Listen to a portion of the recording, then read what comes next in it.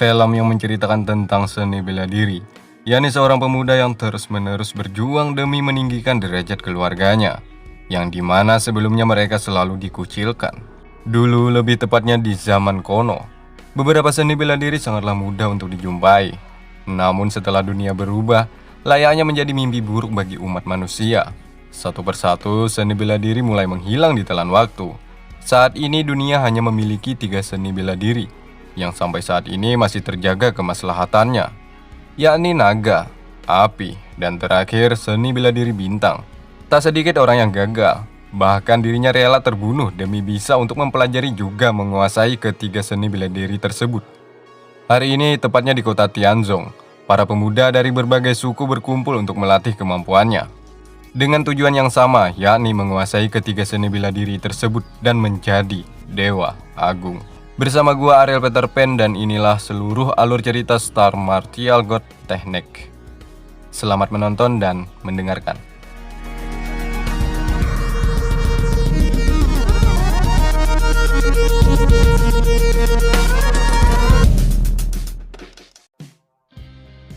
Berlatarkan kota Tianzong, pemuda dari bermacam-macam suku telah berkumpul. Ada dari suku kalangan atas dan juga suku kalangan bawah. Semua dikumpulkan menjadi satu dengan tujuan yang sama, yakni menjadi master bela diri.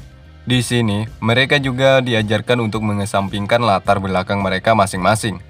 Artinya jika sudah berada di tempat ini, derajat mereka semua dianggap sama. Sifu, yang bernama Guru Susian, dirinya mengajarkan teknik dasar dari ketiga seni bela diri yang nantinya mereka akan pelajari.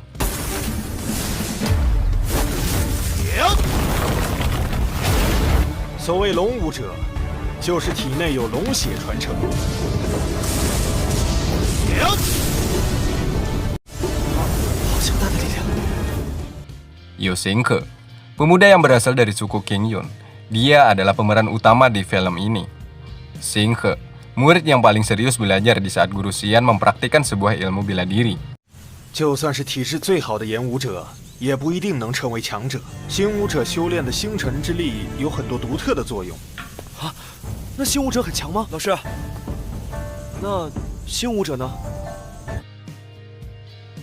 Seusai pelajaran, seorang pemuda yang bernama Liang Yu, dia berasal dari suku Anyu. Suku Anyu bisa dibilang suku yang barbar. Mereka sering menindas suku-suku yang derajatnya masih berada di bawah mereka. Seperti halnya yang ia lakukan kepada Xingke. Karena merasa derajatnya tinggi, Liang Yu memperlakukan Xingke layaknya seorang binatang dan harus mengikuti aturannya. Artinya Xingke harus tunduk kepadanya. 见了主家，生生世世都是我暗月世家的家奴。 Hal mengejutkan terjadi. Xingke setelah mendapatkan siksaan dari Liang Yu, dirinya merasakan sesuatu yang tidak pernah ia rasakan sebelumnya. Xingke seakan masuk ke sebuah dunia lain. Saat itulah, dirinya juga merasakan kekuatan yang masuk ke seluruh tubuhnya.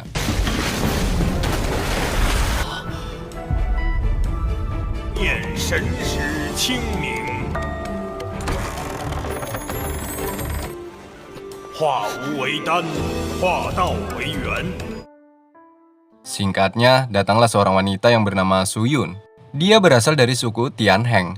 Suyun mencoba menghentikan Liang Yu yang terus-terusan menyakiti Xingke. Karena tak seharusnya kebiasaan orang-orang terdahulu dari mereka harus diberlakukan juga di kehidupan sekarang. Ya, Suyun sebenarnya juga berasal dari suku yang derajatnya tinggi. Karena dalam hatinya telah tertanam sebuah janji untuk menghapus kebiasaan buruk ini untuk selama-lamanya. Liang Yu akhirnya menghentikan perbuatannya itu, sembari berbisik kepada Xingke bahwa dirinya akan terus menyakiti juga melenyapkan Xingke dari tempat ini. Liang Yu akan mengampuni jika Xingke rela berlutut di kakinya. Sambil disaksikan semua pemuda yang ada di sini. Sampai sini belum ada tanda-tanda Xingke bersedia menuruti perintah Liang Yu. Dirinya hanya diam sambil memasang wajah yang penuh dendam. 想想他们会有什么后果？ Tak lama dari itu, Guru Xian datang lagi ke tempat ini. Guru menanyakan kepada Xingke setelah melihat luka lebam di wajahnya. Xingke, apa kamu berkelahi? Tidak, Guru. Xingke tadi cuma tak sengaja jatuh. Setelah mendengar ucapan Xingke, membuat hati Suyun bergetar. Sedangkan Liang Yu dirinya seakan-akan menjadi seorang pemenang. Kembalinya Guru Xian ke tempat ini hanya untuk mengabarkan kepada semua muridnya bahwa ujian bakat akan segera dilaksanakan. Kemudian guru menyuruh semuanya untuk bersiap-siap. Semua murid satu persatu meninggalkan tempat ini. Liang Yu masih sempatnya menghina Xing Ke juga keluarganya. Sekali lagi Xing Ke hanya diam karena dirinya sadar bahwa sejak dulu sukunya sudah menjadi seorang budak, sehingga terbesit ingatan masa lalunya, di mana suku Qingyun dibombardir oleh suku lainnya yang derajatnya lebih tinggi dari sukunya. 用你女儿来顶啊！老东西，今年收成不好，求大人多宽限呐！滚开！啊，今年的粮食你们打算拖到什么时候交？ Tak lama dari itu datanglah Lin Hong yang berasal dari suku Anyang. Ya, suku Anyang derajatnya sama dengan suku Qingyun. Artinya mereka berdua sama-sama berasal dari keturunan budak. Sehingga Lin Hong mengajak Xing Ke untuk menjadi seorang teman. Akhirnya mereka berdua saling berkenalan satu sama lain.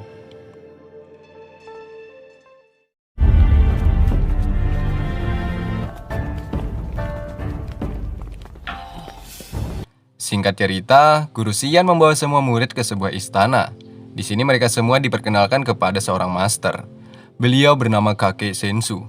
Kakek Sensu menjabat sebagai wakil Akademi Tiansheng, sekaligus menjadi pembina bagi semua murid.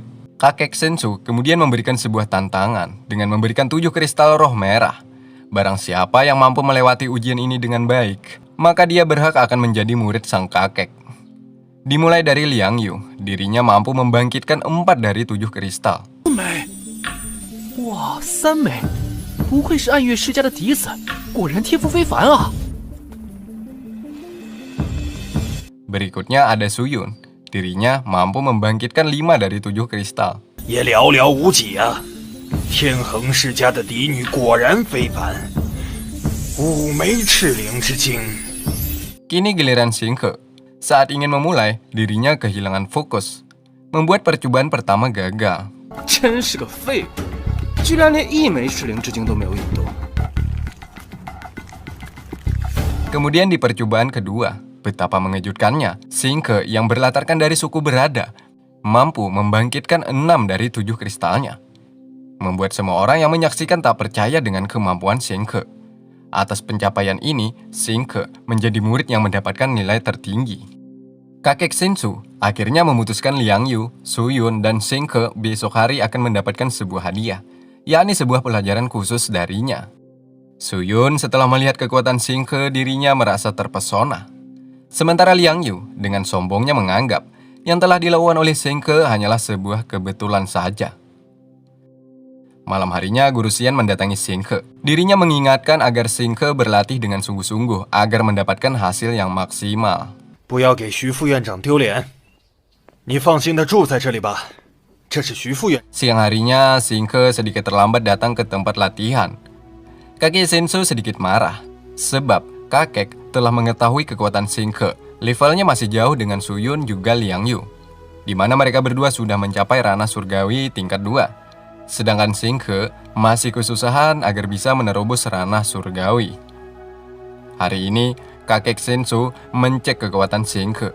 Betapa mengejutkannya, Xing Ke berhasil menerobos ranah surgawi tingkat 1. 什么时候感应到丹田处微微发热，就算是成功了第一。 Atas hasil ini, kakek memberikan sebuah buku yang isinya tentang pelajaran seni bela diri dasar. Hal itu nantinya akan memudahkan Xing Ke untuk berkultivasi. 不是感应到丹田里有一丝丝。 Singkatnya, kakek Sensu menanyakan kepada ketiga muridnya tersebut, apa yang paling penting dalam seni bela diri? Liang Yu menjawab, sebuah kitab terbatas, dengan itu maka akan lebih mudah untuk menguasai semua teknik bela diri.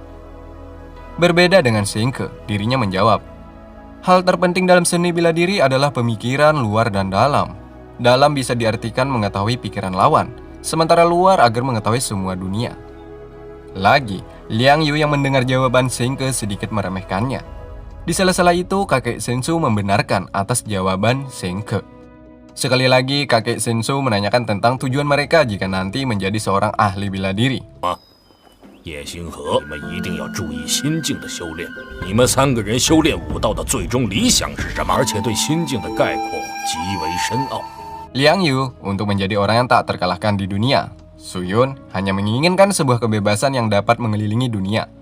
Seperti halnya yang telah dilakukan oleh Dewi Praktisi Tianyin. 遨游天地之间，畅行天下。 安雪云，你呢？ Dan terakhir Sengke, sebenarnya tujuan Sengke berlatih di tempat ini tidak ingin mengejar kekayaan atau jabatan. Tujuan utamanya yakni hanya menginginkan suku terutama keluarganya menjadi lebih baik lagi, alias tidak dipandang sebelah mata lagi oleh suku-suku lainnya. 只是想要让我的族人过得更好。这也是一个不错的理想。 Hari ini adalah hari pertama mereka berlatih. Seusai berlatih, Sengke saat di dalam rumah dirinya terus mengasah kemampuannya. Hanya lewat sebuah buku yang diberikan kakek Sensu, dirinya mencoba untuk berkultivasi. Betapa mengejutkannya, Sengke berhasil menembus ranah surgawi tingkat 2. Hal tersebut lebih cepat dibandingkan prediksi kakek Sensu sebelumnya, di mana kakek sempat mengatakan butuh 1 bulan agar bisa menembus dari tingkatan 1 ke tingkatan 2. Namun, Sengke hanya butuh 1 hari saja. 哦，才7天。我好像已经修炼到一重天了。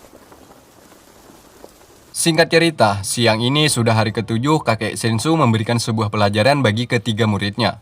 Selama 7 hari, Sengke sangat banyak mendapatkan sebuah ilmu, bahkan kekuatannya sangatlah meningkat drastis. Hal ini membuat Liang Yu sangat cemburu atas hasil yang didapat Sengke. 你以为修炼到1重天境界是这么简单的事情？ 就修炼到1重天了，这么快？ Kakek Sensu sedikit tidak percaya apa yang telah Sengke dapatkan. Agar bisa mengetahui kekuatan ketiga muridnya sampai di mana, kakek Sensu memberikan sebuah ujian, yakni sebuah ujian menghadapi sebuah kayu, di mana kayu yang di hadapan mereka dianggap musuh yang nyata. 微寒，先扎稳步伐。 Dimulai dari Suyun dan Liang Yu, menggunakan kekuatan spiritual, maka terkumpullah semua tenaga di tangan mereka. 向正心，然后气沉丹田。 Dan, boom, kayu tersebut berlobang akibat pukulan mereka yang begitu dahsyat. 你们的力量 Saatnya giliran Sengke. Betapa mengejutkannya, kayu tersebut tidak hanya berlobang, namun kayu itu terhempas begitu saja akibat tak kuat menahan tekanan yang diberikan oleh Sengke. Melihat hal ini, kakek Sensu kemudian mengajak Sengke untuk ikut dengannya, agar diberikan latihan khusus. Sampai sini kakek Sensu akhirnya menyadari bahwa dari jutaan manusia, Sengke adalah salah satunya manusia yang diberikan bakat alami dari Sang Pencipta. Kakek Sensu memberikan sebuah pelajaran agar Sengke dapat mengenali setiap tingkatan bela diri. 好像足有拇指一般大小。件事情不明白，丹田中感应出来的气， Singkat cerita, Suyun yang penasaran, dirinya mendatangi ke keberadaan Sengke. Suyun mencoba mengajak tanding melawan Sengke. Meski Sengke menolak, namun tubuhnya refleks ketika mendapatkan sebuah serangan dari seseorang yang berpotensi jahat. Alhasil Suyun malah terjatuh dan luka. Bahkan hal yang memalukan terjadi. Pelindung dada Suyun sobek. 你怎么能这样？你怎么了？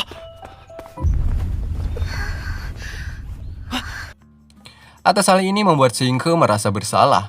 Dirinya mencoba menyembuhkan luka yang ada di kaki Suyun. Rupanya, Sengke adalah seorang praktisi bintang. Praktisi bintang adalah seorang yang mampu menyembuhkan sebuah penyakit. Seperti halnya yang ia lakukan terhadap Suyun. 精武者修炼了星辰之力， Setelah sembuh, Suyun meminta Sengke meminjamkan bajunya supaya dadanya bisa tertutupi kembali. 外面没有人了，我在悄。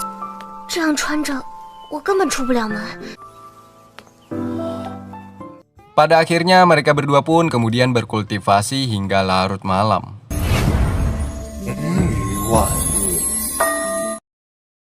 Siang harinya semua murid kembali dikumpulkan di sebuah lapangan yang biasa mereka berkumpul. Di sini terlihat seorang putri dari seorang penguasa di kota ini. Dia bernama Yuning.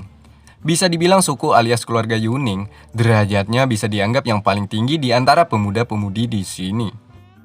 Sengke akhirnya bisa bertemu lagi dengan sahabatnya Lin Hong.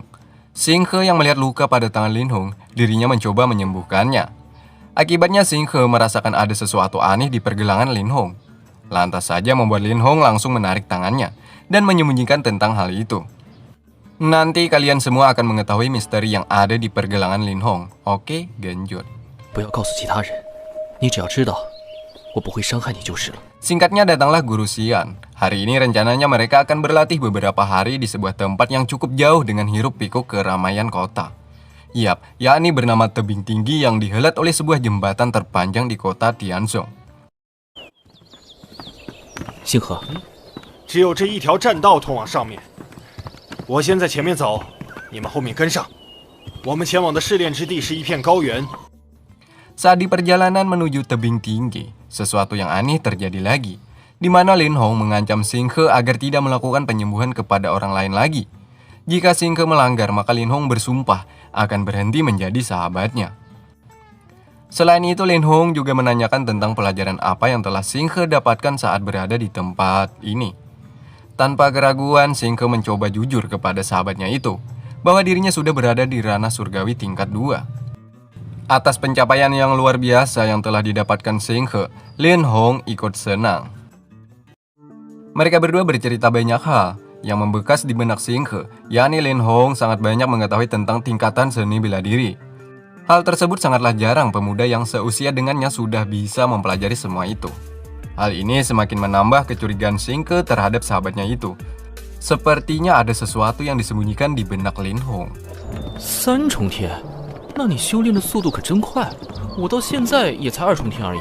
哎，星河，你现在修为怎么样了？ 我也不知道。 至于这些柱子是干什么用的，我也不清楚。 哎，那些柱子是干什么用的？ 这里就是试炼之地了。 Singkatnya, mereka sudah berada di kaki tebing tinggi.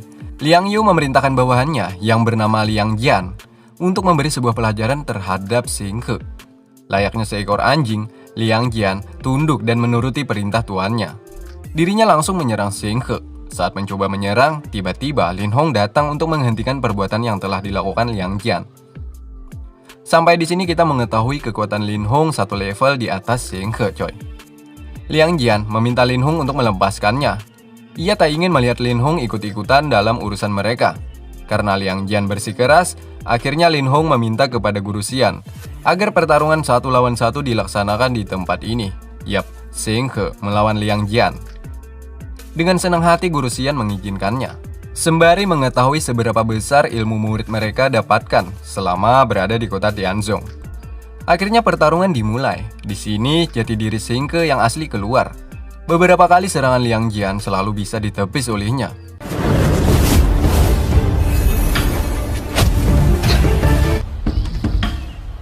Alih-alih ingin mengalahkan Xing Ke, malah Liang Jian yang terpental.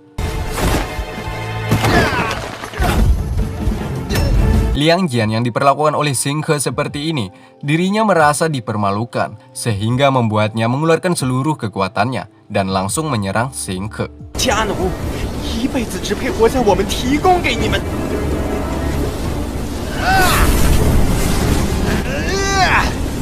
这是你逼我的，家奴就是家奴。 Semua orang mengira Xing Ke kalah saat di sini. Namun lihatlah, Xing Ke masih berdiri kokoh. Kini giliran Xing Ke menyerangnya dan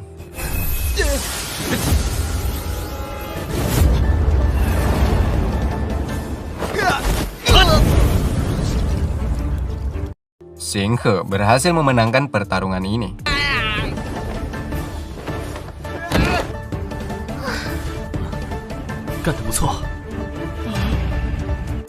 Lin Hong yang melihat kekuatan Xing Ke sebagai seorang sahabat, dirinya mengingatkan agar Xing Ke selalu waspada di masa mendatang. Karena ia mengetahui Liang Yu akan tetap terus mengganggunya. Bahkan atas kehebatan yang diperlihatkan Xing Ke sebelumnya, mampu menarik perhatian terhadap 2 wanita cantik, yakni Ying Lu dan Ning Er. Mereka bersedia dan memohon agar Xing Ke bisa mengajarkannya tentang teknik bela diri. Di sini Suyun datang dan menyuruh Xing Ke menjauhi kedua wanita itu. Nah, sampai di sini kita akan mengetahui Suyun telah dijodohkan dengan seseorang yang berasal dari suku yang berada. 要让星河师兄帮忙做什么？我能知道吗？我没必要告诉你们吧。之前叶星河答应帮我做事，你们要找他，也是排在我后面。叶星河，哦，过来。 Namun dari cahaya yang memancar dari mata Suyun, sepertinya dirinya menaruh harap kepada Singke yang pada dasarnya hanya berasal dari suku terbuang. Oke, genjot. Singkatnya mereka semua melanjutkan perjalanannya. Di sini Guru Xian menyuruh Singke melakukan perburuan dengan diberikan sebuah ujian, yakni melumpuhkan seekor burung emas. Dengan mudah dirinya menaklukkan burung tersebut.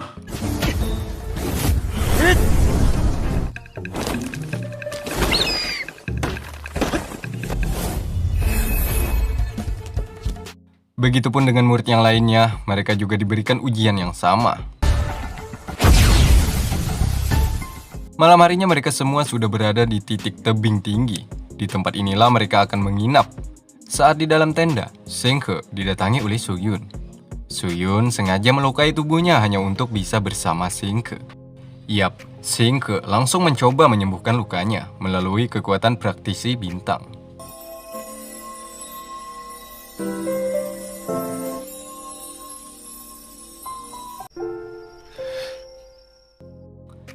Tak lama setelah Suyun pergi, Lin Hong juga datang ke dalam tenda Singhe, di mana Singhe merasakan tatapan Lin Hong seperti memancarkan aura pembunuh.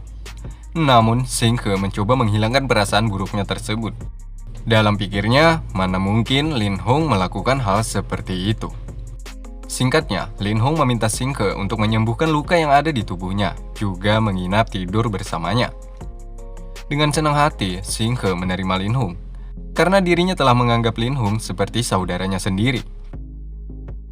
Siang harinya, sesuatu yang buruk telah terjadi. Liang Jian mati secara mengenaskan. Semua murid mengira penyebab kematian Liang Jian akibat diserang binatang buas. Berbeda dengan Liang Yu, dirinya menuduh Singke lah pelakunya. Karena sebelumnya mereka telah melakukan pertarungan. Atas hal itu, Singke sedikit banyaknya menyimpan rasa dendam. 我的矛盾，大家都知道。 觉得这次我族弟的死，我族弟竟然会死在这里，请几位导师一定要找出凶手。今天下午，院长应该就会带人前来。 Suyun membela Singke bahwa perbuatan ini bukan dilakukan oleh Singke karena malam tadi ia bersamanya. Begitupun dengan Yuning. Betapa mengejutkannya, Yuning juga membela Singke bahwa ia juga bersamanya malam tadi. Guru Xian mencoba menenangkan semua muridnya atas kematian Liang Jian. Sebelum ada bukti yang kuat, Guru Xian menyuruh semua muridnya untuk tetap sabar sembari menunggu seorang dekan yang akan menyelidiki kasus ini. Tak lama dari itu, ada seorang murid yang mengabarkan kepada Guru Xian bahwa jembatan penghubung kota Tianzong ke tebing tinggi ini terputus, alias dihancurkan oleh orang-orang yang berniat jahat kepada mereka. Atas hal itu, sangat kecil kemungkinan bala bantuan akan datang ke tempat ini.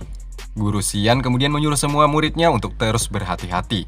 Kalau bisa jangan terlalu jauh dari pandangan guru. Malam harinya, Singhe, Lin Hong, Suyun juga Yuning.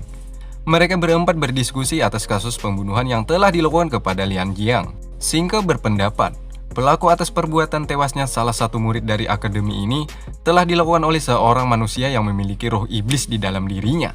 Terlihat dari segi luka yang didapat, terdapat sebuah dendam yang begitu besar. Singhe juga berprasangka, setelah mengetahui jembatan telah hancur, pastinya rencana ini sudah lama mereka rencanakan dengan sempurna. Ditambah lagi, Singhe yakin korban akan terus bertambah jika para murid berdiam diri di sini. 做的，我也不知道。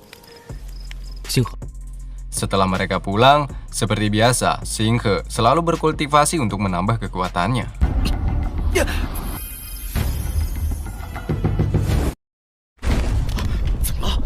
发生了什么事情？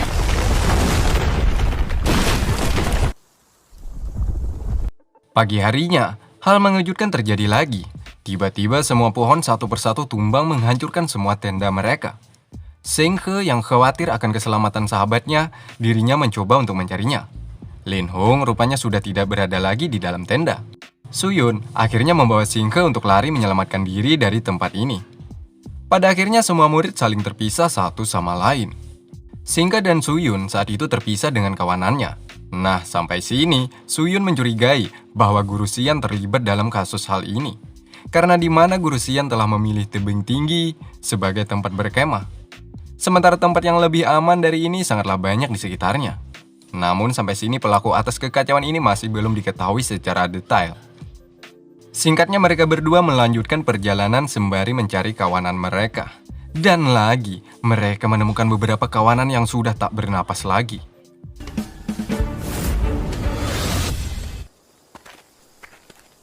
Saat itulah Liang Yu dan lainnya juga datang ke tempat ini. Tentunya Liang Yu beranggapan bahwa pelaku atas semua ini yakni Xinghe dan Suyun. Liang Yu yang tak bisa mengontrol amarahnya, dirinya langsung menyerang Xinghe. Dengan mudah, Xinghe menghentikan serangannya itu. Baru beberapa waktu berselang, datanglah Yuning. Yuning mengatakan kepada Liang Yu bahwa mereka mati bukan ulah dari Xinghe dan Suyun. Sampai sini Liang Yu masih tak terima atas ucapan yang telah dikeluarkan Yuning, sembari pergi meninggalkan mereka bertiga. Sedangkan Xinghe setelah melihat luka yang ada di mayat-mayat ini, dirinya berpendapat bahwasanya pelaku pembunuhan ini telah dilakukan oleh manusia yang kerasukan iblis. Agar tidak terjadi sesuatu buruk menimpa mereka, akhirnya Xinghe memutuskan membawa Suyun juga Yuning ke tempat yang lebih aman. Xinghe membawa mereka berdua ke sebuah gua. Kemudian dirinya menyuruh mereka untuk tetap berada di sini selagi mencari sebuah makanan untuk malam nanti. Saat ini hanya tinggal Suyun dan Yuning. Yuning yang mengetahui Suyun sepertinya sudah menanam rasa cinta terhadap Xinghe. Dirinya mengingatkan kepada Suyun agar tidak terlalu jatuh ke dalam. Karena hal itu akan menjadi sebuah malapetaka di kemudian hari bagi mereka berdua. Sementara dari ketinggian ada seseorang yang tertutup kain hitam. Saat itu dirinya sedang menyaksikan Xinghe menangkap seekor kelinci untuk dijadikan hidangan malam nanti. 就叫他星人之刃吧。想要将星眼变成武器，还需要花点时间好好琢磨。 Singkat cerita, Xinghe kembali ke gua untuk menemui mereka berdua. Yuning, Suyun, juga Xinghe akhirnya semakin dekat satu sama lain. Bahkan Yuning sangat kagum akan bakat yang dimiliki Xinghe saat ini. Karena sangat jarang seorang pemuda yang seumuran Xinghe sudah berhasil menguasai beberapa teknik bela diri. Xinghe yang mendengar ucapan Yuning hanya menanggapinya dengan dingin. Setelahnya, Yuning ingin mengetahui seberapa kuat Xinghe ini. Dirinya mengajak Xinghe untuk bertarung melawannya. Yuning tanpa rasa kasih, dirinya tak segan menyerangnya. Sedangkan Xinghe masih menyimpan kekuatannya. Karena tak seharusnya seorang laki-laki menyakiti wanita. Asik.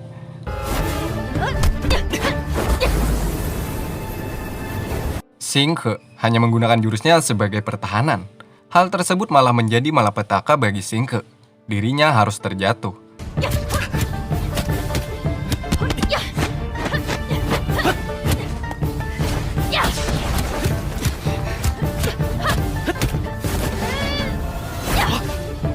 Meski begitu, Yuning tetap segan. Karena baru kali ini dirinya menemukan lawan yang sepadan dengannya. 走这么长时间， 我的修为，那岂不是？可万一其他人升起了火堆？ 现在敌在暗，我在明，升起火堆会暴露我们的位置。 Malam hari tiba, suhu di tempat ini semakin malam makin dingin. Xinghe tak berani menyalakan sebuah api, karena api tersebut akan memicu musuh-musuhnya datang ke tempat ini. Akibatnya, Suyun juga Yuning perlahan tubuhnya membeku, layaknya seorang yang terkena racun yen es. 怎么办？连五重天的夏雨宁，不要睡着，睡过去就再也醒不过来了。 Begitupun dengan Xinghe, dirinya juga tak kuat menahan suhu dingin di tempat ini. Hal mengejutkan terjadi, Xinghe mengeluarkan aura panas dari dalam tubuhnya. Hal tersebut mampu membuat Yuning juga Suyun selamat dari ajalnya. Hingga akhirnya mereka bertiga tertidur pulas hingga pagi tiba.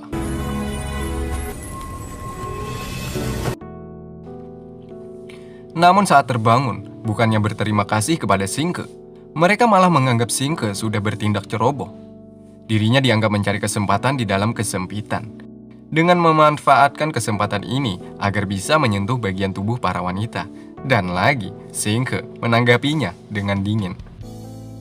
Singkatnya, mereka yang penasaran mencek ke seluruh bagian gua ini, di mana mereka menemukan sumber suhu dingin yang keluar malam tadi. Dengan penuh penasaran, juga diiringi ketakutan, mereka bertiga mencoba untuk masuk ke dalam.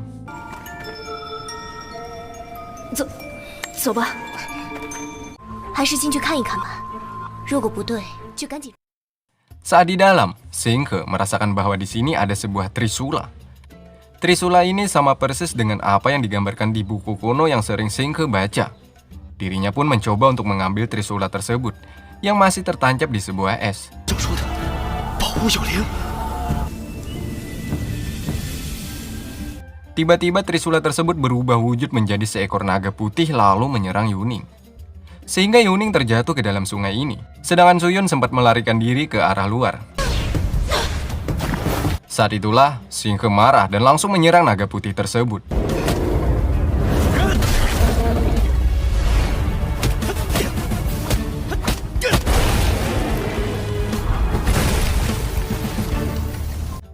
Kemudian dirinya menyelam ke dasar sungai agar bisa menyelamatkan Yuning. Mau tidak mau, Xinghe harus memberikan sebuah ciuman kepada Yuning agar bisa mengambil nafas dari mulutnya. Di sini Mimin tidak ingin memperlihatkan adegannya, coy. Karena penonton Mimin rata-rata di bawah 17 tahun. Oke, gencot.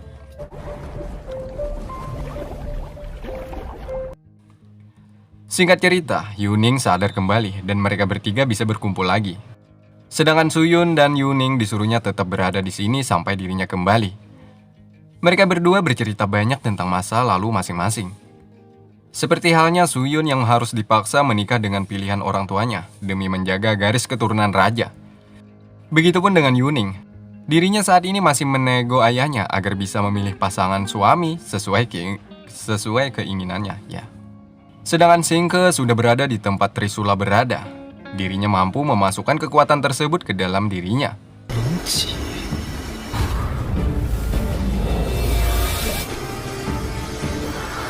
Bahkan dengan rasa penasaran, dirinya kembali terjun ke dalam air dan mengambil esensi NTS yang ada di sungai ini.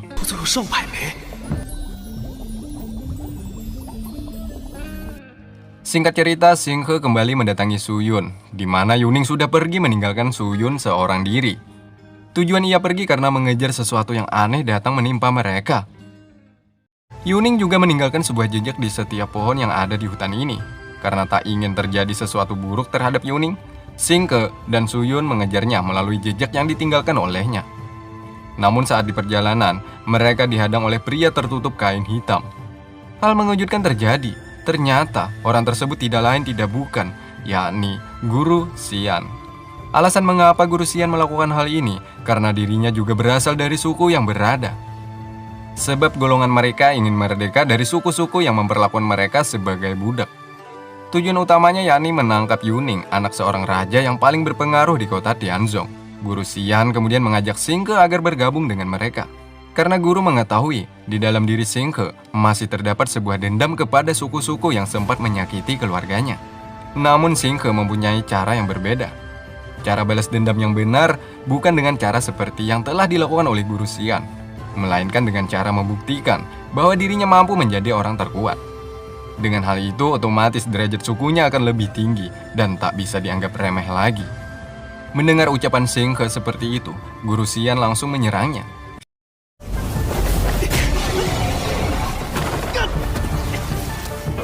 Rupanya Xinghe bukanlah murid sembarangan.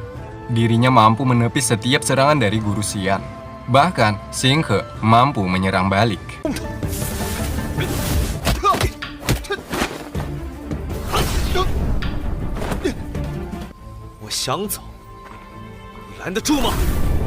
Setelah melakukan pertarungan yang begitu sengit, Guru Xian bukanlah menjadi target utama Xinghe, melainkan Yuning lah yang ia cemaskan. Namun terlambat. Tiba-tiba senior mereka datang bersama Liang Yu dan lainnya. Ditambah lagi dengan pengakuan Guru Xian bahwa Xinghe telah menyerangnya. Hal itu membuat para senior tersebut langsung menyerang Xinghe.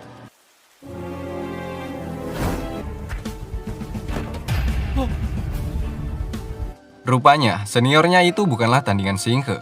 Dengan mudah Xinghe mengalahkan mereka. Sementara Yuning, dirinya terjebak di tengah hutan, di mana ada seekor beruang hitam yang ingin menghabisinya. Singkat cerita, Xinghe menampar Liang Yu karena dirinya telah muak atas semua perbuatannya yang ia lakukan selama ini, sekaligus membuat efek jera kepadanya. Xinghe kemudian melanjutkan mencari keberadaan Yuning. Sementara para senior ini akhirnya menyadari bahwasanya bukanlah Xinghe, tapi Guru Xianlah yang telah berkhianat. 刚刚我们跟叶星河、安雪云交手的时候，楚贤趁乱跑。Sementara Yuning, saat ini dirinya sangat kesusahan melawan beruang ini. Untung saja, Xinghe datang di waktu yang pas untuk menyelamatkannya.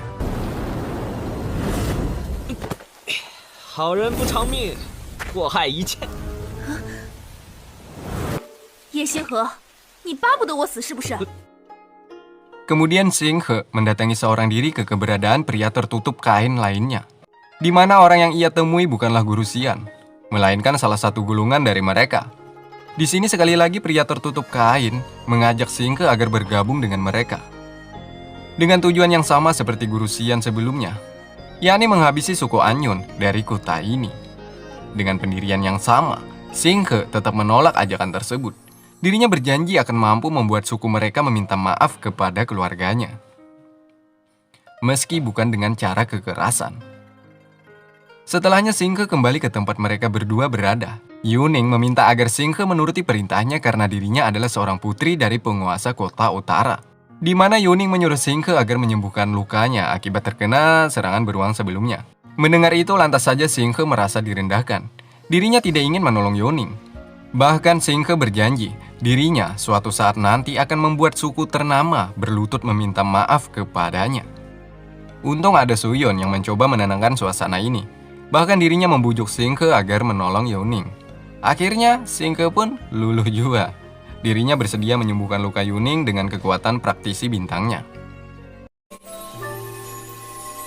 星河，你知道对方是什么人吗？ Tak lama dari itu datanglah senior juga Liang Yu. Mereka meminta maaf atas kejadian yang sempat mengira Xinghe lah dalang pelaku semua ini. 你们还想干什么？ 叶星河，我们错怪你了。你们就跟我没什么关系了。 Malam harinya, Liang Yu juga meminta maaf kepada Xinghe. Bahkan Liang Yu bersedia jika suatu saat nanti Xinghe memerlukan bantuan darinya. Singkat cerita, benih-benih cinta rupanya hadir di dalam diri Yuning. Seperti yang kita lihat saat ini, Yuning pada dasarnya seorang putri dari penguasa kota utara, telah bersedia menyandarkan tubuhnya ke bahu Xinghe yang hanya berasal dari suku berada. Tak lama dari itu, Lin Hong datang ke hadapan mereka. Hampir 48 jam mereka tak bertemu. Rupanya Lin Hong juga masih selamat dari ancaman bahaya yang menyerang hutan ini. Xinghe juga menceritakan kepada Lin Hong bahwa dalam atas semua ini, atas perbuatan guru Xian. 这一切都是楚仙导师搞的鬼。 Siang harinya, semuanya yang masih hidup mencoba mencicipi hidangan untuk dimakan. Berkat kekuatannya, Xinghe merasakan bahwa makanan tersebut berisikan racun. Nah, sampai sini kecurigaan Xinghe semakin membludak. Bahwa di antara mereka masih ada yang berkhianat, alias berasal dari golongan yang akan memberontak kota Tianzong. Terlihat berbeda di wajah Lin Hong. Sepertinya ia menyimpan sebuah rahasia. Singkat cerita, sesaat Yuning dan Suyun berjalan, tiba-tiba sesuatu datang menyerang ke arahnya. Dengan sigap, Xinghe mencoba menyelamatkan mereka. Benar sekali, Guru Xian datang dan menyergap semuanya, kecuali mereka bertiga. Begitupun dengan Lin Hong, dirinya juga terikat di sebuah pohon. Kedatangan Guru Xian meminta mereka agar menurutinya. Jika tidak, maka orang yang telah terikat di pohon tersebut akan mati. Keinginan guru, yakni Yuning bersedia menyerahkan diri kepadanya. Yap, karena Xinghe tidak ingin hal itu terjadi, membuat salah satu dari mereka harus mati. 你的条件是什么？ 就可以杀掉任何一个人。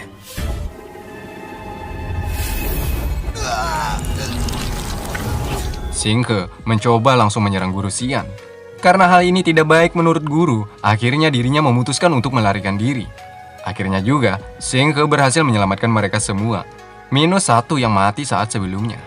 Malam harinya Lin Hong mendatangi Xinghe. Dirinya ingin berbicara empat mata dengannya. Di sini akhirnya siapa Lin Hong ini akhirnya terungkap. Dirinya mencoba jujur kepada Xinghe bahwa ia juga termasuk golongan penantang kerajaan. Guru Xian sengaja mengumpulkan pemuda berbakat untuk ia rekrut. Begitupun dengan Xinghe, sebenarnya dirinya juga sempat ditawari bergabung dengan gulungan tersebut. Namun dirinya tidak ingin melakukan dengan cara kekerasan, apalagi sampai membunuh. Lin Hong sudah ditanamkan oleh petinggi golongan penentang sebuah roh iblis di dalam dirinya. Seperti yang kita lihat pada pergelangan tangannya, maka harapan untuk menjadi manusia baik itu adalah hal mustahil baginya. Sebab kemanapun dia berada pasti selalu terdeteksi akibat roh yang ada di dalam dirinya. Sebagai tanda seorang sahabat, Lin Hong mengharapkan Xing He juga bergabung dengan golongan penentang, agar bisa membalas semua perbuatan suku berada atas perbuatan mereka yang selama ini telah lakukan kepada keluarga mereka sebelumnya. Karena Xing He tetap tidak ingin ikut dengannya, terpaksa Lin Hong memasukkan sebuah racun melalui sebuah udara kepada Xing He. Dengan ini ia akan lebih mudah membunuh Yuning karena penghalang utamanya sudah ia lumpuhkan, yakni Xing He. Xing He tak menyerah begitu saja, dirinya sekuat tenaga mencoba untuk bangkit. Meski beruang hitam menggerogoti dirinya,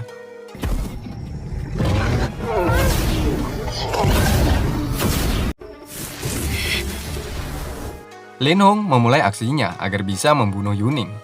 Hal mengejutkan terjadi, serangannya dihentikan oleh Su Yun, membuatnya terkapar dan terjatuh ke pelukan Xing He.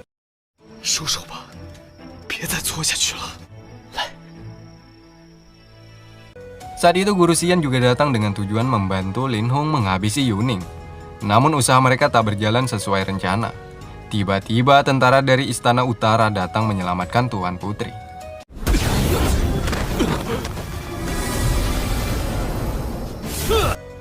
Di mana saat itu Lin Hong terpojok. Karena merasa Lin Hong masih sahabatnya, Xing He mencoba menyelamatkan nyawanya. Begitupun dengan Yuning, dirinya yang sudah jatuh hati kepada Xing He. Ia menahan para tentara tersebut agar tidak menyerang mereka berdua. Hal ini membuat ayahnya yang saat itu melihat dari ketinggian sangatlah terkejut atas perbuatan putrinya itu. Dirinya sempat bertanya-tanya, siapa gerangan Xing He itu? Sehingga anaknya rela mengorbankan hatinya. Waduh, asik. Xing He dan Lin Hong akhirnya mencoba melawan para tentara tersebut. Meski kekuatan mereka masih jauh levelnya dibanding tentara-tentara ini, setidaknya atas hal itu mampu membuat mereka berhasil melarikan diri dari tempat ini.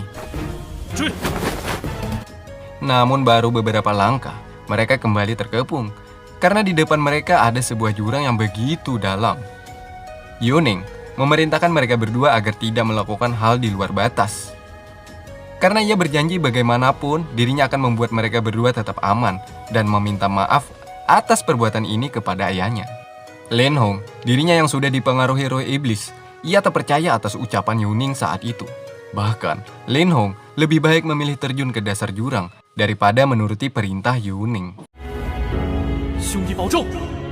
Singkat cerita, Yuning meminta Xing He ikut ke istana dan menemui ayahnya untuk meminta maaf. Sebab ayahnya pasti akan menuruti semua keinginan Yuning. Namun tujuan Xing He saat ini bukanlah menjadi budak, melainkan menjadi orang yang paling disegani di kota ini. Sehingga dirinya menolak dan memilih pergi meninggalkan mereka semua. Akhirnya dengan berat hati Yuning mengikhlaskan kepergian Xing He. Sampai sini, baru pertama kalinya ayahnya melihat seorang putri memperlakukan seorang pria dengan cara ini. Artinya ayahnya sudah mengetahui bahwa Yuning telah jatuh hati kepada Xing He. Singkat cerita, Xing He akhirnya bisa kembali menghirup udara segar di kota Tianzong. Tepatnya di kediaman kakek Sensu. Seperti biasa dirinya berkultivasi untuk meningkatkan kualitas bela dirinya. Tak lama dari itu, kakek Sensu datang sembari memberikan kabar bahwa ketua kota utara menginginkan Xing He keluar dari perguruan ini. Sebab ketua tak ingin melihat putrinya terlalu dekat dengan Xing He. Karena hal itu adalah sebuah penghinaan bagi sang ketua. Ditambah lagi jika semua orang tahu bahwa Yuning telah jatuh cinta kepada Xing He yang pada dasarnya berasal dari suku berada. Akhirnya dengan berat Xing He harus mengangkat kakinya dari tempat ini. Disaksikan oleh semua pemuda, kakek Sensu memberikan buku yang berisi pelajaran tentang teknik Tianshan. Ditambah 20 bintang. Kakek berharap Xing He bisa berlatih melalui sebuah buku tersebut, meski ia tak lagi menjadi muridnya. Liang Yu juga datang untuk melepaskan kepergian Xing He, bahwa Liang Yu akan memberikan sedikit harta sukunya kepada suku Xing He. Tak lama dari itu, He Yuan dan muridnya juga datang ke tempat ini. He Yuan adalah wakil dekan Tianxiang. Dirinya juga mendapatkan kabar bahwa Xing He sudah berhasil membangkitkan 6 roh kristal saat ujian. Dirinya menyayangkan kakek Sensu tidak becus mendidik Xing He sehingga diusir dari kota ini. He Yuan juga mengajak Xing He agar ikut di perguruannya. Xing He menjawab, jika He Yuan berhasil membujuk penguasa kota utara, maka dirinya akan bersedia menjadi muridnya. Mendengar itu, He Yuan memudarkan keinginannya untuk mengangkat Xing He sebagai muridnya. Sebentar lagi, pertandingan tahunan di kota ini akan diselenggarakan. yakni pertandingan Menara Suci. Semua pemuda berbakat dikumpulkan dan disuruh bertarung untuk mengetahui pemuda mana yang paling berbakat. Seperti murid Heyoan, namanya Yanyong, ia sudah dipersiapkan sangat matang dan digadang-gadang akan menjadi juara pada tahun ini. Di pertandingan Menara Suci tidak ada batasan, semua orang boleh ikut untuk meramaikan acara tersebut. Seperti Xingke, meski dirinya bukan lagi menjadi murid Akademi Kota Tianzong, kakek Senso menyuruhnya untuk menyiapkan diri beberapa bulan ke depan agar bisa memberikan hasil terbaik di pertandingan tersebut. Yanyong yang melihat Xingke akan ikut bertarung, dirinya mengajak taruhan kepada Xingke. Jika Xingke kalah, maka dirinya harus bersedia mengikuti perintahnya dan menjadi murid Heyoan. Namun jika Yanyong kalah, maka dirinya akan bersedia menjadi murid dari kakek Sensu. Akhirnya mereka pun deal, sementara Heyoan dan Yanyong pergi. Xingke juga pergi untuk kembali ke tanah kelahirannya. Shen kemudian berpindah, tepatnya di keberadaan Suyun. Entah apa yang membuatnya menjadi ingat kembali kepada Xingke. Sepertinya Suyun merasakan sesuatu yang buruk terhadap Xingke. Yap, benar. Terbesit kabar bahwa Xingke diusir dari Akademi Tianzong. Begitupun dengan Yuning, dirinya juga memohon kepada ayahnya, karena tak seharusnya Xingke diperlakukan seperti itu, di mana Xingke hanya menginginkan sebuah kebenaran untuk menyelamatkan sahabatnya sendiri. Bahkan Xingke juga merelakan seluruh hidupnya demi menyelamatkan nyawanya. Ayahnya yang mendengar Yuning berani lancang kepadanya, sehingga Yuning mendapatkan sebuah tamparan telak mengenai wajah cantiknya. 叶星河，你不要告诉我没记错的话，现在可还没到学院的假期时间。叶星河，你怎么回来了？ Sedangkan Xingke sudah sampai ke kampung kelahirannya. Patriark, ayahnya, dan seluruh penduduk ini sangat menyayangkan atas dikeluarkan Xingke dari Akademi Tianzong. Hanya Xingke lah yang mereka harapkan suatu saat nanti akan menghentikan penjajahan yang ada di muka bumi ini. Ayah, juga Xingke kemudian memohon ampun kepada Patriark atas dikeluarkannya Xingke dari Akademi Tianzong. Dengan dingin, Patriark menjawab, karena semua ini sudah terjadi, mau tidak mau, maka Patriark menyeru penduduk ini untuk mengikhlaskan semuanya. Pada akhirnya ayah dan ibunya pun juga menerima dengan lapang dada atas pencapaian Xingke yang saat ini. Meski tidak sesuai yang mereka harapkan, setidaknya Xingke sudah mencoba untuk berusaha. Singkatnya, Xingke mempraktikkan jurusnya di hadapan anak-anak. Bahkan Xingke juga mengatakan bahwa dirinya adalah seorang praktisi bintang dan bisa menyembuhkan orang yang sedang sakit. Atas hal itu ada seorang anak yang kebetulan ayahnya sedang sakit. Anak tersebut kemudian membawa ayahnya untuk disembuhkan. Dan benar, baru beberapa saat setelah proses pengobatan, orang tua anak tersebut langsung sembuh.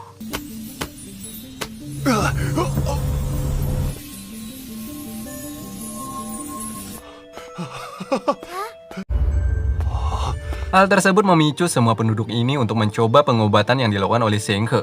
Alhasil akibat terlalu banyak mengeluarkan energi, Xingke jatuh pingsan untuk sesaat.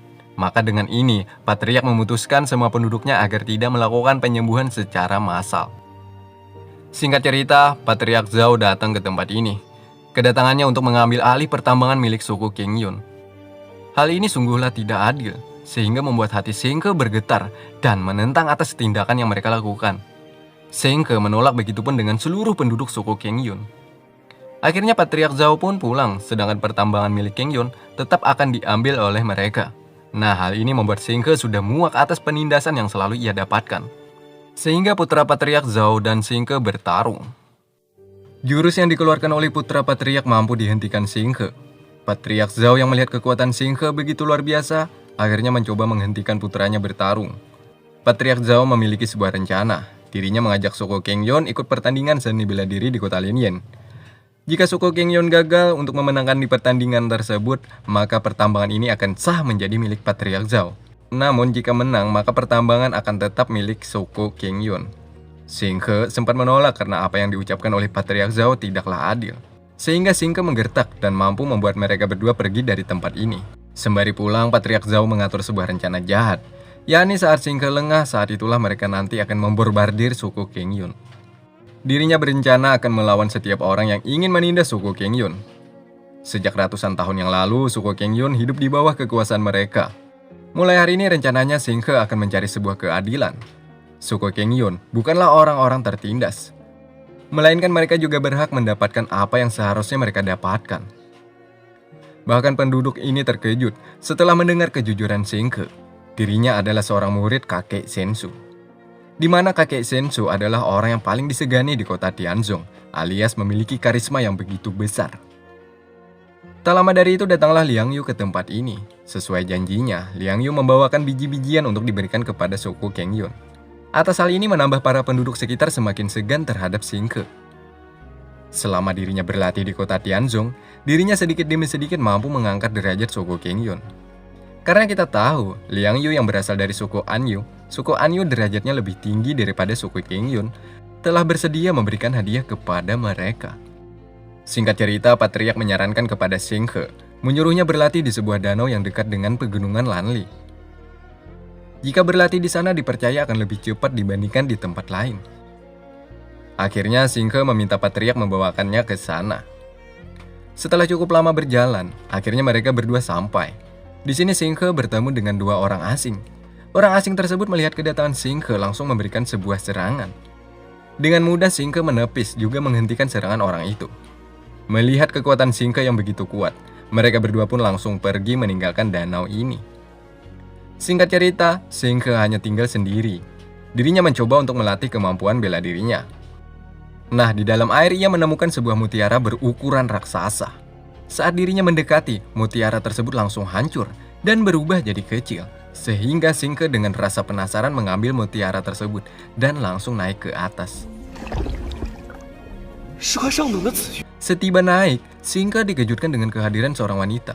Wanita ini bernama Lin Yin. Dirinya menyuruh Xingke untuk datang ke pertandingan di tempatnya. Karena di mana jika mampu menjadi yang terbaik, maka berhak akan menjadi suami Lin Yin.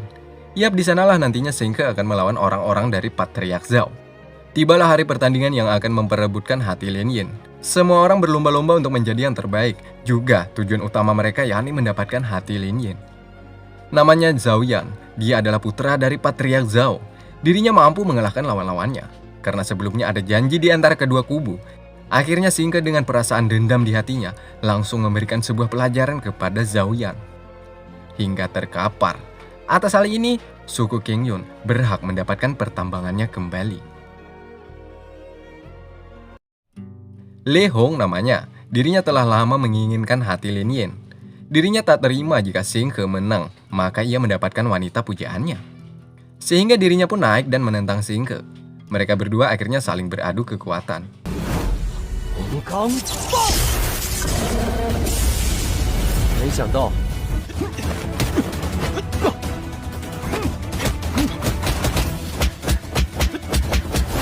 Karena tujuan utama Xingke bukanlah mendapatkan hati Lin Yin, dirinya pun mengalah kepada Le Hong. Lin Yin yang melihat Xingke mengalah, ia pun marah karena ia tahu Xingke belumlah mengeluarkan seluruh kekuatannya. Lin Yin memaksa Xingke agar terus bertarung melawan Le Hong. Karena pada dasarnya Lin Yin tidak memiliki rasa sedikitpun terhadap Le Hong. Nah, tiba-tiba Yuning datang ke tempat ini. Dirinya menyuruh Lin Yin agar tidak memaksa Xingke. Bahkan atas terusirnya Xingke sebelumnya, Yuning meminta maaf kepadanya. Atas permintaan maafnya, dirinya berjanji akan selalu mengikuti kemanapun Xingke. Karena Xingke sadar siapalah dirinya, Xingke menyuruh Yuning untuk pergi dari kehidupannya. Hambar. Yap, di mana ayahnya Yuning melihat langsung kejadian ini. Rupanya sang ayah selalu saja mengawasi gerak-gerik putrinya tersebut. Nah coy, padahal yang sebenarnya terjadi, Yuning putri dari penguasa sudah jatuh hati kepada Xingke. Oke, genjot. Atas kegagalannya mendapatkan pertambangan, Patriark Zhao memohon ampun kepada atasannya. Patriark berjanji akan menebus kesalahan ini, di mana malam nanti dirinya akan menyerang juga menghabisi seluruh penduduk suku Kengyun.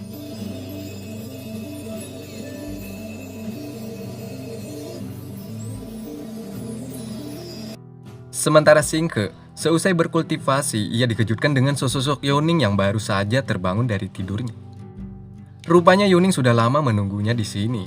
Sampai di sini, Yuning bersikeras akan terus mengikuti Xingke, bahkan dirinya rela jika hidup selamanya bersama Xingke, coy. Inikah dinamakan cinta, anjing?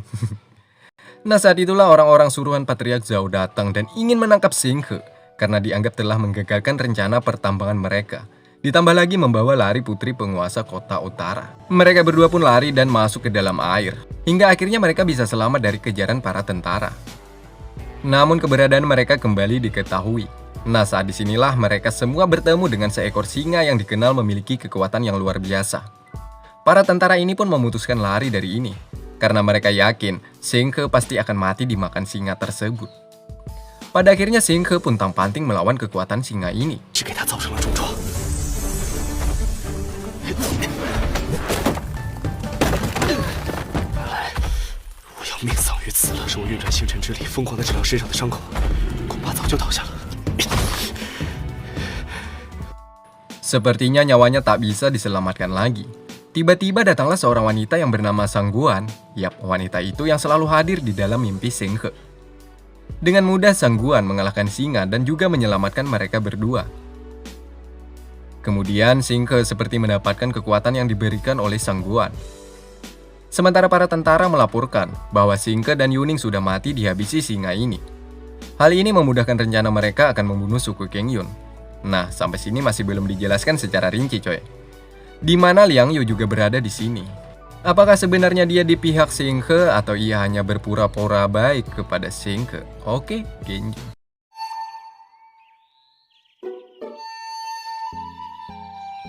Sedangkan Yuning terpisah dengan Xingke. Dirinya kemudian sadar dan melihat seekor rubah putih raksasa. Kemungkinan besar rubah ini utusan dari Sangguan untuk menjaga Yuning juga Xingke, coy. Malam harinya, Patriark Zhao dan Xiang Yu memborbardir suku Kengyun, bahkan salah satu wanita di sini dihabisi oleh mereka.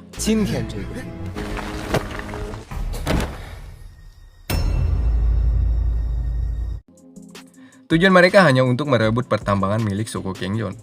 Bahkan Patriark Zhao juga mengatakan bahwa Xingke tak akan datang karena dirinya sudah mati. Namun mereka dikejutkan dengan kedatangan Xingke. Di sini tidak ada lagi belas kasihan terhadap orang yang telah menyakiti keluarganya. Xiang Yu dan Patriark Zhao dibikin tak berkutik. Lalu Xingke mengancam kepada tentara untuk menyampaikan kepada atasannya agar berhenti mengganggu suku Kengyun juga keluarganya. Atas hal ini Patriark menginginkan Xingke menjadi ketua suku Kengyun, karena dirinya sadar tidak bisa melindungi suku ini. Xingke juga tak terima karena tugas ini terlalu berat ia emban. Xingke hanya menginginkan sebuah benda kecil milik Patriark itu saja, karena benda tersebut juga pernah terbawa dalam mimpinya. Xingke mengingatkan kepada mereka semua agar terus berhati-hati, karena akibat Xingke telah melukai para petinggi suku berada, maka suku-suku yang lainnya pasti akan terus mengincar nyawa mereka. Maka dengan itu, Xingke berniat akan mencari pendekar hebat agar menjadi sekutu mereka. Singkatnya, Yuning mendatangi ke tempat Xingke. Dirinya juga membawa rubah raksasa. Yuning memohon agar Xingke menerimanya di sini, karena melihat Yuning begitu tulus. Akhirnya Xingke menerima Yuning tinggal di sini, sambil menambah pasukan. Selain itu, tiba-tiba para pendekar yang memiliki praktisi bintang tingkat 6 juga berdatangan ke tempat ini. Padahal Xingke belum pernah membagikan info bahwa dirinya sedang mencari pemilik ilmu bintang. Bahkan mereka tidak mengatakan siapa yang menyuruh sehingga mereka semua berada di sini. Xingke sempat terbesit bahwa semua ini pasti olah sahabatnya, yakni Len Hong. Dengan hal ini, suku Kengyun siap perang melawan suku-suku yang derajatnya lebih tinggi dari sukunya. Tujuan Xingke hanya ingin menegakkan kebenaran dan menghapus apa itu namanya seorang budak untuk selama-lamanya. Dan film Star Martial God Technique Season 1 tamat. Capek.